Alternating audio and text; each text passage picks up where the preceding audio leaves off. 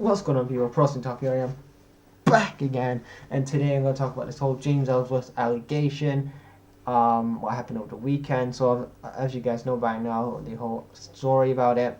I just want to give my quick thoughts about it. Basically what happened was, Ellsworth asked for the girl's Snapchat when she before that said, oh, good luck in your marriage tomorrow, and can you have a follow, and basically he says, can I have your Snapchat?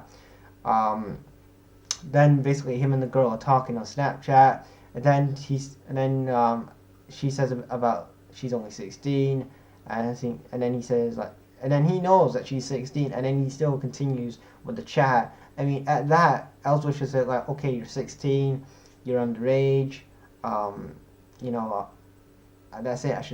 I would not, I shouldn't be talking to you because obviously I'm gonna get arrested and a lot of things could happen and stuff like that, especially I could go to prison for all this and whatever. And then he continues though with all the messages and the photos and the videos of him basically having his junk out and with him with no shirt on. And I don't know what went through his head. Like, I don't know if I mean, you hear some stories like some people like are stressed and then they do that, but that is just messed up, man. Like, the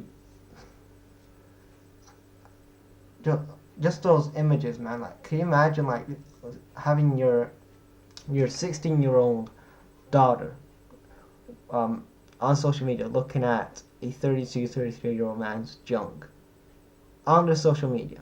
Now, I'm not saying that, you know, as a parent you should be saying you should be like at some point like monitoring them on social media, saying like how much like who they're adding on Snapchat, like is this actually, you know, the real deal of stuff. And when somebody like Ellsworth comes along and he's saying, can I have your Snapchat, and he's sending his pictures of his junk, then this is what you get. And basically his lawyers come out and said that Ellsworth is basically, he respects all women, and his lawyer talks about how he's been accused of these accusations. But every time somebody gets accused of accusations, like Enzo Amore last year, they always go for the victim. They never actually know what actually happened to the alligator, so the person who actually got blamed for the thing.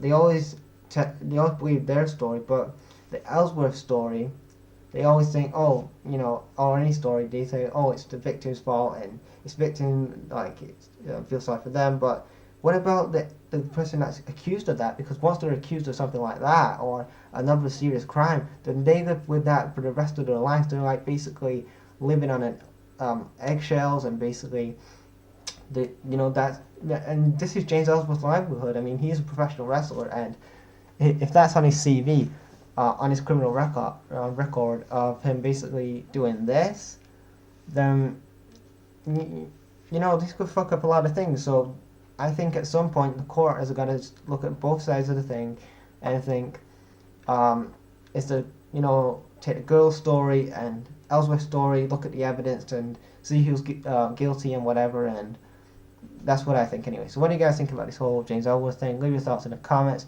and I'll check you later. Peace.